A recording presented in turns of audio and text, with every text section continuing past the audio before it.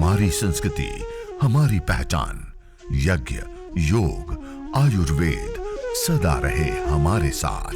भारत के प्राचीन ग्रंथों एवं आधुनिक विज्ञान का दिव्य संगम, यज्ञ महिमा।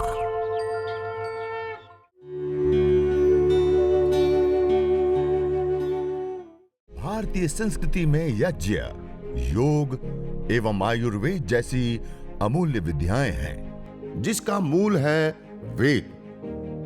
इतिहास की ओर दृष्टि डालें तो भगवान राम, भगवान कृष्ण से लेकर राजा महाराजाओं, ग्रामवासियों व अरण्यवासी ऋषियों की कुटियों तक नित्य व नैमित्तिक यज्ञों का प्रचलन देखने को मिलता है। इसी प्रकार से आयुर्वेद की औषधियों में भी हम जो रस रसायन विद्या जिसको कहते हैं, जो भस्म आदि होते हैं, वो भी जिन तत्वों की हमारे शरीर के लिए आवश्यकता होती है, उन तत्वों को लेकर के उसको जला करके राख बना देते हैं और उसको बार बार खरल करके कई सारी फूट दी जाती है और फूट देते देते देते देते उसको इतना फाइन, इतना सूक्ष्म कर दिया जाता है कि आप चमड़ी के ऊपर रख करके ऐसे करें तो अपनी चमड़ी के अंदर उतर जाए। इतना नैनो पार्टिकल के रूप में वो आ जाता है और उन पार्टिकलों को नैनो पार्टिकल उसके अंदर जो कारण रूप में रोग निवारण सामर्थ्य वो उद्भुत अवस्था में आ जाती है और 1 ग्राम 2 ग्राम एक चंद मात्रा में हमें खाने के लिए देते हैं और उसको भी 6 महीना तक खाने के लिए देते हैं। वो 1, 2 या 5 ग्राम की मात्रा में देते हैं और उसको भी 60 पुड़िया बना करके 1 महीने तक लेने के लिए कहते हैं और उसका जो असर होता है वो मरणासन व्यक्ति को भी खड़ा कर देता है। किस आधार पे? Nano technology. कहने का अभिप्राय, जो पदार्थ जितना ज्यादा टूटता है, जितना ज्यादा सूक्ष्म होता है, जितना ज्यादा नैनो होता है, उतना ही ज्यादा वो शक्तिशाली और ताकतवर पदार्थ बन जाता है और उसका प्रयोग जब हम करते हैं तो उसका विशेष रिजल्ट और लाभ होता है। और ये सारे पदार्थ नैनो होने के बाद भी यूरेनियम को देख सकते हैं, भस्म को देख सकते हैं और भी बहुत सारा कुछ है जो नैनो टेक्नोलॉजी के ऊपर आधारित, इसको हम देख सकते हैं। लेकिन यज्ञ एक ऐसी सुपर नैनो टेक्नोलॉजी है कि आप जिन द्रव्यों को नैनो कर रहे हैं, उस सामग्री को, घी को, समिधा को आप पहले देख पा रहे हैं, लेकिन आपने जब उसको आहुति दे दी एक बार और अग्नि ने उसको नैनो कर दिया, सूक्ष्म कर दिया, अणु परमाणु के रूप में कन्वर्ट कर दिया, नैनो पार्टिकल के रूप में रूपांतरित कर दिया, उसके बाद आप ना उसको देख सकते हैं ना उसको आप छू सकते हैं। इतना ज्यादा नैनो हो जाते हैं और पतंजलि रिसर्च इंस्टीट्यूट में भी हमने इससे निकलने वाले धूम्र के अंदर जो पार्टिकल, नैनो पार्टिकल होते हैं, उसको भी हमने देखा और इसके अंदर जो पार्टिकल होती है वो नैनो साइज के पार्टिकल होती है और इस पार्टिकल को लेकर के हमने इसकी एक्टिविटी और इनके अंदर क्या क्या तत्व है उसको भी हमने देखा। तो जो रोग निवारण सामर्थ्य के लिए जो हम अलग अलग दवाइयों का और अलग अलग चीजों का प्रयोग करते हैं, वो सारे कारण रूप में इसके अंदर मौजूद अवस्था में होते हैं और उसका प्रयोग हम करते हैं तो जो दुस्साध्य, असाध्य कोटि के रोग होते हैं वो भी दूर हो जाती है। यह एक सुपर साइंस, एक नैनो टेक्नोलॉजी। अब मेरे साथ आप प्राणायाम का जैसे अभ्यास किया, ऐसे हम आसनों का भी इसमें रोगानुसार अभ्यास करें। जिसे परम पूज्य श्रद्धेय स्वामी जी महाराज विशेष आसनों का अभ्यास करा, ऐसे ही इस मेडिकेटेड एयर के अंदर नैनो टेक्नोलॉजी के द्वारा, यज्ञ के द्वारा जो यह मेडिकेटेड एयर का हमने निर्माण किया है, उसके अंदर बैठ करके रोगानुसार आसन विशेष रूप से हम करें। मंडूकासन का अभ्यास, लंबा गहरा श्वास भर के फिर पूरे श्वास को बाहर छोड़ करके पेट को अंदर खींचते हुए और दोनों हाथ की मुट्ठियों को पेट के ऊपर लगाते हुए आगे की ओर झुकते हैं।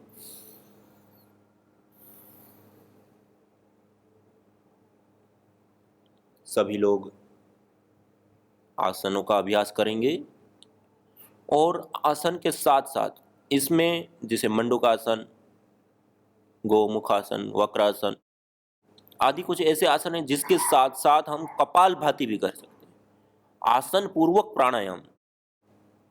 तो आप इसको भी साथ साथ में कीजिए, कपालभाति के साथ मंडूकासन का अभ्यास। और इस प्रकार जब अभ्यास करते हैं तो इसका हमें विशेष लाभ प्राप्त होता है। पेट के लिए, आंतों के लिए, भूख कम लगती हो, कॉन्स्टिपेशन, कब्ज की समस्या रहती है, या और भी कोई ऐसी समस्याएं पेट से संबंधित, तो उसको दूर करने के लिए विशेष करके मंडूकासन का अभ्यास। तो मैं बता रहा था, यज्ञ, हवन, अग्निहोत्र, यह अपने आप में एक बहुत बड़ी विधा और विद्या है। यह सुपर साइंस है, यह एक नैनो टेक्नोलॉजी है, और इसका प्रयोग करने पर बहुत सारे अलग अलग लाभ हमें प्राप्त होते हैं। देखिए, यज्ञाग्नि के अंदर जिन द्रव्यों की हमने आहुति प्रदान की, वह द्रव्य नष्ट नहीं अपितु रूपांतरित होता है। जब वह रूपांतरित होता है तो 3 रूपों में हमारे सामने आता है। ठोस रूप में, पार्टिकल के रूप में, दूसरा गैस रूप में, तीसरा एनर्जी, ऊर्जा के रूप में। जब वह गैस रूप में हमारे सामने आता है तो गैस रूप में सामने आने पर उसके अंदर अलग अलग जिन द्रव्यों को हम जलाते हैं, उन अलग अलग द्रव्यों में अलग अलग गैसें विशेष रूप से पाई जाती है। जैसे हमने ये अंगारों के ऊपर ये गूगल आदि औषधियों को रखा है, ये आप देख रहे हैं, गूगल आदि औषधियों को अंगारों के ऊपर रखा है। थोड़ी थोड़ी देर के बाद जब अग्नि शांत हो जाए और धुनी शांत हो जाए, तो उसके बाद आप थोड़ी सी मात्रा में और उसके अंदर आप अलग अलग द्रव्यों को रखें, और मेडिकेटेड एयर का जो निर्माण हो रहा है उसके अंदर बैठ करके मंडूकासन आदि विशेष प्राणायामों का अभ्यास करें। तो इस प्रकार से मंडूकासन भी 3 मिनट से लेकर के 5 मिनट तक एक आसन में रहने का अभ्यास करना होता है। जिनको डायबिटीज़ है, पेट से संबंधित समस्याएं, पैनक्रियाज से संबंधित, लीवर से संबंधित, तो इस प्रकार से जो आसन भी करते हैं तो प्राणायाम के साथ, और वो भी कम से कम 5-7 मिनट विशेष रूप से हम उसमें टिके, तो उसका विशेष लाभ हमें प्राप्त होता है। इस प्रकार से ये मंडूकासन का हमने अभ्यास किया। ऐसे ही गोमुखासन, एक पैर के ऊपर दूसरे, जैसे हमारे दोनों ही पहले से सीधा कर देते हैं, और फिर लेफ्ट पैर को पहले ऐसे मोड़ दिया, फिर राइट को उसके ऊपर ऐसे, दोनों पैरों को एक के ऊपर एक रख देते हैं, दोनों पंजों के ऊपर बैठ जाते हैं। जो पैर ऊपर है उसी हाथ को ऊपर से, और जो पैर नीचे है उसी साइड के हाथ को नीचे से पीछे ले जाते हैं, और पीछे जाकर के दोनों हाथों को जोड़ देते हैं, और इस प्रकार सीधा बैठते हुए धीरे धीरे लंबा गहरा सांस लेते हैं, छोड़ते हैं, या फिर कपालभाति करते हैं या भस्त्रिका करते हैं। प्राणायाम पूर्वक आसन का अभ्यास करते हैं। तो मैं बता रहा था कि जो यज्ञ के अंदर आहुति देते हैं वो पदार्थ नष्ट नहीं अपितु तो रूपांतरित होता है, और जब वो रूपांतरित होता है तो पार्टिकल के रूप में, गैस के रूप में और एनर्जी के रूप में हमारे सामने आता है। जब वह गैस के रूप में हमारे सामने आता है तो इनके 3 महत्वपूर्ण और विशेष साइंटिफिक रूप से जो सामने आए हुए लाभ हैं वो होते हैं। वैसे तो बहुत सारे लाभ होते हैं, लेकिन मैं आपके सामने वो लाभ रहा हूं जो साइंटिफिक वैलिडेशन के साथ, हमारे पास प्रूफ के साथ। पहला लाभ, एयर पोल्यूशन, वायु प्रदूषण को वो न्यूट्रलाइज करता है, खत्म करता है, दूर करता है।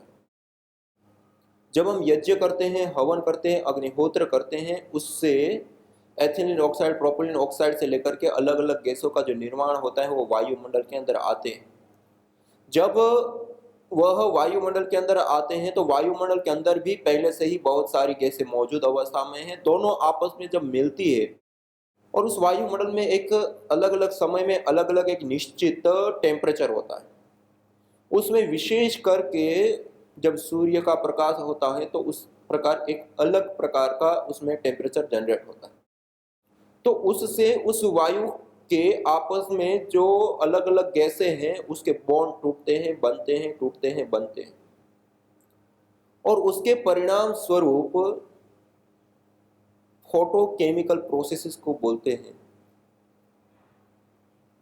कि गैस गैस के आपस में मिलने पर उसके बॉन्ड्स तो टूटना बनना ये निरंतरता के साथ चलायमान होता है और उसके परिणाम स्वरूप जो हानिकारक घातक गैसें होती है SOx, NOx, CFC आदि, जो उसके कारण से पूरी दुनिया में 70 लाख से अधिक लोग मर जाते हैं, जिसको हम एयर पोल्यूशन या वायु प्रदूषण कहते हैं। और जिस वायुमंडल के अंदर रहने पर 1 साल उसमें श्वास लेने पर, प्रदूषित शहर में रहने पर 6 महीने से लेकर के 1 साल से लेकर के 6 वर्ष की आयु कम हो जाती है। वह जो जहरीली घातक हानिकारक वायु है वह न्यूट्रलाइज हो जाती है, खत्म हो जाती है, दूर हो जाती है। ये अपने आप में एक बहुत बड़ी बात है। तो यज्ञ से वायु प्रदूषण भी ठीक होता है। डॉक्टर ओम प्रकाश पांडे, डॉक्टर स्वामी सत्यप्रकाश इलाहाबाद यूनिवर्सिटी से लेकर के और भी बहुत सारे रिसर्चों में यह चीज सामने आई कि यज्ञ करने पर, हवन करने पर, अग्निहोत्र करने पर वायु प्रदूषण ठीक हो जाता है। अब आसन की स्थिति बदल देंगे। अब राइट पैर को नीचे ले जाएंगे, लेफ्ट पैर को ऊपर लाएंगे और कपालभाति के साथ गोमुखासन करेंगे निरंतरता के साथ लंबे समय तक। इस प्रकार से आसन पूर्वक प्राणायाम करते हुए, यज्ञ पूर्वक योग करते हुए, जब हम इस प्रकार प्राणायाम, आसन आदि का विशेष रूप से इसमें अभ्यास करते हैं तो अपने आप में यह एक बहुत बड़ी विधा और विद्या के रूप में हमारे सामने आता है। और जो दुस्साध्य असाध्य रोग होते हैं वह रोग भी से दूर होते हैं। तो मैं आपको बता रहा था कि यज्ञ से जो गैस निकली उसका पहला लाभ एयर पोल्यूशन को ठीक करना। दूसरा लाभ होता है माइक्रोबायोलॉजिकल प्रदूषण को दूर करना, अर्थात बैक्टीरिया, वायरस, फंगस आदि जो सूक्ष्म जीव होते हैं, जिसको हम कम्युनिकेबल डिजीज कहते हैं, जिसके कारण होने वाली बीमारियों को, उन कम्युनिकेबल डिजीज या बैक्टीरिया, वायरस, फंगस के कारण होने वाली जितनी भी बीमारियां, रोग है, उसको भी यह यज्ञ दूर करता है। इसमें हमने कुछ रिसर्च जो माइक्रोबायोलॉजिकल प्रदूषण को दूर करने के ऊपर, ये रिपोर्ट के अंदर आप देख रहे हैं, ये पूरा का पूरा इसी के आधारित रिसर्च पेपर हमने पतंजलि रिसर्च इंस्टीट्यूट में रिसर्च करके बनाया और पब्लिश करने के लिए भेजा। तो इसके अंदर ये आप देख रहे हैं स्ट्रक्चर मॉलिक्यूल्स के, ये वो स्ट्रक्चर मॉलिक्यूल्स हैं जो विशेष करके माइक्रोबायल एक्टिविटी देने वाले कंपोनेंट्स या मॉलिक्यूल्स, ये बैक्टीरिया, वायरस और फंगस को दूर करने के लिए जो आवश्यक गैसें होती है वो भी इस यज्ञ के धूम्र के अंदर मौजूद अवस्था में। और ये जब वायु के अंदर आती हैं तो वायु प्रदूषण अर्थात माइक्रोबायोलॉजिकल प्रदूषण, जिसके अंदर बैक्टीरिया, वायरस, फंगस आदि होते हैं, वो इस मॉलिक्यूल्स के वायु के अंदर आने पर वो नष्ट हो जाते हैं, दूर हो जाते हैं, खत्म हो जाते हैं। और आज पूरी दुनिया में माइक्रोबायोलॉजिकल प्रदूषण के कारण बड़ा ही खूब भयावह रूप से, जैसे आप कोरोना वायरस एक को देख रहे, पूरी दुनिया के देशों की अर्थव्यवस्थाएं अस्त व्यस्त हो गई, योजनाएं अस्त व्यस्त हो गई, और भी बहुत सारा कुछ लोगों ने जान गंवाई और क्या क्या हुआ और अभी भी हो रहा। तो यज्ञ जब हम करते हैं, हवन अग्निहोत्र करते हैं, तो उसके अंदर भी वो तत्व होते हैं जो वायुमंडल के अंदर आने पर जो बैक्टीरिया, वायरस, फंगस आदि हैं उसको नष्ट कर देते हैं, दूर कर देते हैं या पैदा ही नहीं होने देते। इसलिए यदि हम अपने घर में इतना छोटा सा यज्ञ, हवन और बाद में ऐसे थोड़ा गुगुल आदि औषधियों की धुनी कर ले तो अपने घर के अंदर कोई भी द्रव्य, जो भी बहुत सारी वस्तुएं होती है, गद्दे, कपड़े, लत्ते, टेबल, कुर्सी, दरवाजे, दरवाजों के हैंडलों से लेकर के मोबाइल से लेकर ना जाने बहुत सारी चीजें, इन सब चीजों के ऊपर जो बैक्टीरिया होते हैं वो सारे किल हो जाते हैं। ये एक सबसे बड़ा सैनिटाइजर है। जब हम दूसरी चीजों से सैनिटाइज करते हैं तो एक सीमा तक कर रहे हैं, लेकिन ये धूम्र तो चारों ओर जाता है, घर के कोनों कोने तक, हर वस्तु तक छूटा, सब कुछ सैनिटाइज हो जाता है। बैक्टीरिया, वायरस, फंगस किल हो जाते हैं, शुद्ध हो जाता है पूरा पर्यावरण, वायुमंडल और वस्तुएं भी। अर्थात माइक्रोबायोलॉजिकल एक्टिविटी देने वाले द्रव्य इसमें विशेष होते हैं। उसके बाद उन द्रव्यों को लेकर के ये जो हवन होता है वो करने के बाद जो धुआं होता है, तो जो करीब 2.25 करोड़ लोग पूरी दुनिया में मौत के मुंह में समा जाते केवल माइक्रोबायोलॉजिकल प्रदूषण से। उसके लिए जो कारणभूत बैक्टीरिया 15-20 प्रकार के होते हैं, उन बैक्टीरियाओं को हमने लिया और उनके ऊपर ये यज्ञ के पहले तो गैस को एनालाइज करके देखा, उसमें तो कंपोनेंट मौजूद अवस्था में है। फिर उसको हमने उन बैक्टीरिया आदि को दिया और जब उसको हमने दिया तो उसमें भी हमें वो रिजल्ट प्राप्त हुआ कि बैक्टीरिया अलग अलग रोगों के लिए जो मौजूद है, जो 2.25 करोड़ लोगों की जान का कारण बन रहा है, वह बैक्टीरिया 60-65% से लेकर के 94 से 96% तक किल हो जाते हैं, नष्ट हो जाते हैं, दूर हो जाते हैं इस यज्ञीय धूम्र से।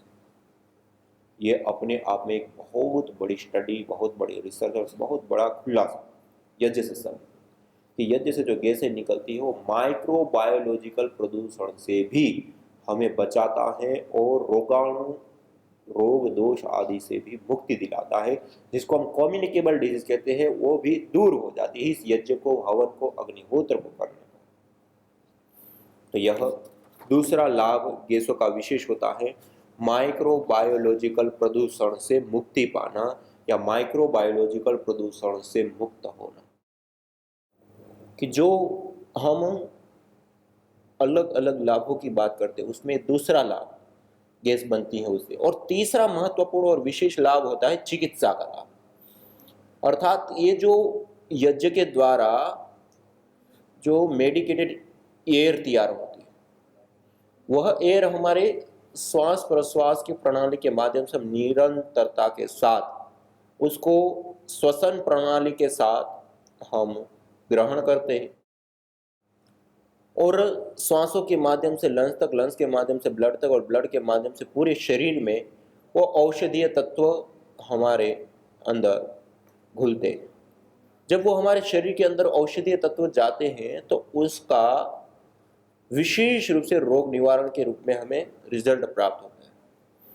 यह यज्ञ के द्वारा जो गैसें निकलती हैं उससे होने वाला महत्वपूर्ण और विशेष लाभ है यह यज्ञ से चिकित्सा होना, यज्ञ से मेडिकेटेड एयर का निर्माण होना और उस मेडिकेटेड एयर को आत्मसात करना, उस मेडिकेटेड एयर को श्वास के माध्यम से लंग्स तक, लंग्स के माध्यम से ब्लड में और ब्लड के माध्यम से पूरे शरीर में फैला करके जो दुस्साध्य रोग कहे जाते हैं, जो असाध्य रोग कहे जाते हैं, वो दुस्साध्य असाध्य रोग भी इस यज्ञ को करने पर, हवन को करने पर, इस मेडिकेटेड एयर के अंदर रहने पर वो दूर होते हैं। हमने कई सारे अलग अलग परीक्षणों में हमने देखा कि जो दुस्साध्य रोग होते हैं, पर ऐसे रोग जो मॉडर्न मेडिकल साइंस में जो आधुनिक इंफ्रास्ट्रक्चर, टेक्नोलॉजी, स्पेशलिस्ट डॉक्टर्स से लेकर के जो कुछ भी है वो सारा प्रयोग करने पर और एक एक दिन में 80-80 हजार से 1-1 लाख रुपए तक खर्च करने के बावजूद भी जिन लोगों को विशेष लाभ नहीं हुआ और अंतिम में डॉक्टर लोगों ने जवाब दे दिया कि अब इसको आप ले जाइए, जितनी सेवा कर सकते उतनी सेवा कीजिए, अब इसका कोई विशेष उपचार नहीं है, जितने दिन जीते हैं कुछ दिन आप सेवा कर लीजिए, या किसी को समय दे दिया कि 10 दिन 15 दिन 20 दिन के आप मेहमान हैं, आप इसकी सेवा करें।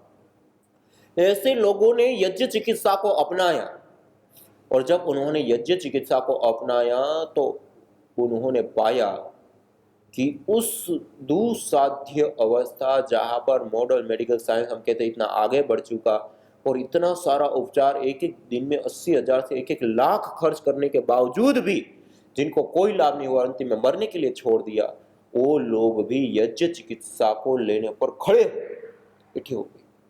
ये हमने देखा। तो यह जो यज्ञ है, हवन है, अग्निहोत्र है, वह अपने आप में एक बहुत बड़ी विधा और विद्या है। देखिए, हम जिस वायुमंडल के अंदर श्वास लेते हैं वह हमारा एक बहुत बड़ा आहार है। हम 3 प्रकार के आहारों को लेते हैं, ठोस, द्रव और गैस, 3 रूप में आहार लेते हैं जिससे हमारा जीवन चलता है। ठोस रूप में हम रोटी, दाल, चावल आदि लेते हैं। द्रव रूप में पानी, दूध, जूस आदि हम लेते हैं। गैस रूप में हम वायु लेते हैं। ये तीनों ही आहार हमारे लिए महत्वपूर्ण, इंपॉर्टेंट है। लेकिन इन तीनों का भी यदि कंपैरिजन देखें तो हम ठोस रूप आहार रोटी, दाल, चावल दिन में कितनी बार लेते हैं? 24 घंटे में 2 बार, 3 बार, 2 से 3 बार हम ठोस रूप आहार लेते हैं। लेकिन उसी 24 घंटे के अंदर हम द्रव रूप आहार कितनी बार लेते हैं? 5, 7, 10 बार, ठंडी गर्मी की अपेक्षा के आधार पे। लेकिन उसी 24 घंटे के अंदर हम गैस रूप आहार वायु कितनी देर लेते हैं? कितनी बार लेते हैं? 24 घंटे एनी टाइम हम गिन नहीं सकते। हर मिनट में 17 बार से अधिक, 16 बार से अधिक। न जाने कितनों ने आहुतियां दी इन अमित्र रोगों के संतापों से, है वर्तमान भी आज दुखित, न पूछो भविष्य के प्रकोपों से। प्रत्युष पावनी होती जहां यज्ञानुष्ठान घर आंगन में, वहां मनुष्येतर सब झूमते शांति भरे सुख आनंद से। इदम हवीर यातो धाना नदी फेना इमाम वहत, अर्थात जैसे नदी का जल जाग को बहा ले जाता है, वैसे ही यज्ञ में आहूत की हुई हवि सभी प्रकार के रोग, दोष, ताप, संतापों को वैसे ही बहा ले जाती है जैसे नदी जागो। हमारे साथ एक संतोष साठे करके गृहस्थ आए थे। वो मेरे रूम में थे। उनका करीब 8 से 10 साल पहले एक्सीडेंट हो गया था, और एक्सीडेंट में उनकी इतनी बड़ी जख्म थी जो कोई डॉक्टर ठीक नहीं कर पा रहे थे। ना उनको डायबिटीज था, ना उनको कोई चीज थी। स्किन पूरी निकली हुई, रोज सवेरे वो ड्रेसिंग करते थे। तो वो भी इसी कार्यक्रम में आए थे। हाँ, घाव देखा नहीं जाता था। ओके। और जब उन्होंने, हम लोगों का रूम में बात हुई, मैंने कहा कि आपने इतना कोशिश करके देखा है तो क्यों ना हवन का भी आप देखो उसको कोशिश करके। उन्होंने हवन का एक काम किया और अभी उनकी 40% स्किन आ गई है उनको पैर के ऊपर। कमाने के चक्कर में रोग को ले लिया, साथ में डायबिटीज आ गई, और इतनी बड़ी कि जिसमें इंसुलिन लेने के बाद भी असर नहीं होता था। उस स्टेज तक पहुंच गया था मैं, उस स्टेज तक मैं पहुंच गया था। इन्होंने बताया यज्ञ के बारे में, कैसे है, क्या फायदे हो रहे, कितने लोगों को फायदा हो रहा है। तो फिर मैं सोचा चलो और 3 दिन इन्वेस्ट करूं इसमें। इन्वेस्ट किया मैंने, चलो 3 दिन में जाके देख के आऊं यज्ञ में क्या फायदा होता है। 3 दिन में गया और पहले ही दिन जो असर हुआ, शायद वो मेरे जीवन में बहुत बड़ा परिवर्तन था। पहले ही दिन से जैसे जैसे दूसरा तीसरा दिन, और ऐसा लगने लगा कि शायद यज्ञ ही हमारा जीवन है। और मेरे शरीर में तो परिवर्तन 100% आ गया है। मैं 99% नहीं बोलूंगा, 100% मेरे जीवन में भी परिवर्तन आ गया और मेरे रोग में भी परिवर्तन आ गया। महिला मंडल के ग्रुप में ये प्रयोग शुरू किया। खाली हवन सिखाऊंगी मैं। धीरे धीरे सिखाने के बाद जो घी का लेपन हम लगाते थे, उसमें 40 to 50% लेडीज लोग का नी पेन दूर हो गया है। मेरा खुद का एग्जाम्पल है। मेरा राइट व्रिस्ट, ये थंब यहाँ से बेंड नहीं हो रहा था। ऑपरेशन की डेट थी, लेकिन मैं बच्चों को पढ़ाती थी तो मैंने वो डेट डिले करा के अप्रैल में की थी, लास्ट मंथ। फिर धीरे धीरे वो हवन का घी ही लगाते लगाते मुझे ये हाथ में भी ठीक हो गया ना। मैंने ऑपरेशन कराया, अभी सारा काम मैं खुद करती हूँ। मैं ट्यूशन्स लेती हूँ बच्चों को। सर्दी खांसी जब होती है, मैं उनके पेरेंट्स को वही बोलती हूँ, आप कोई डॉक्टर के पास मत जाइए, मैं घर पे हवन करती हूँ, उसी में उनको बिठा के मैं उनका इलाज करूंगी। आज वो बच्चे लोग मम्मी पापा को नहीं बोलते, मम्मी को बोलेंगे आम्ही टीचर कडे जाणार, आमची टीचर आम्हाला स्वस्थ करून देते। और मैं खाली हवन करा के गायत्री मंत्र का उनको मंत्र सिखा के, नीलगिरी लास्ट में और गूगल डाल के जो धुआं उठता है उसमें लंबी लंबी ब्रीदिंग कराती हूँ और उससे उनका आज लंग्स प्रॉब्लम है, जो भी सर्दी खोखला है सब दूर हो चुका है। और मैं हमेशा हमारे यहाँ मंदिर में अमावस्या को हमेशा 5 बजे यज्ञ हर महीने कराती हूँ मैं, और उससे बहुत जन को फायदा हुआ है। और आप इतना समझिए, जब मुझे इतना फायदा हुआ, इतने बड़े बड़े एग्जाम्पल्स हैं हमारे सामने, तो आप क्यों ना ये प्रयोग करें। यज्ञ भारतीय संस्कृति का मूल है। तो आइए हम संकल्प लें, संसार के श्रेष्ठतम कर्म यज्ञ को अपनाएं। पिंड और ब्रह्मांड में संतुलन कायम करने वाले यज्ञ को अपने जीवन का अभिन्न अंग बनाएं एवं प्रकृति मां के प्रति अपने ऋणों को अदा करें। विश्व स्वास्थ्य का एक नारा, यज्ञ से होगा जग उजियारा। भारतीय संस्कृति की अमूल्य विरासत यज्ञ की महिमा को जानने हेतु वैदिक चैनल पर प्रतिदिन प्रातः एवं सायं 11:30 बजे यज्ञ महिमा कार्यक्रम से जुड़े। विशेष जानकारी हेतु संपर्क करें। मोबाइल 9068565306।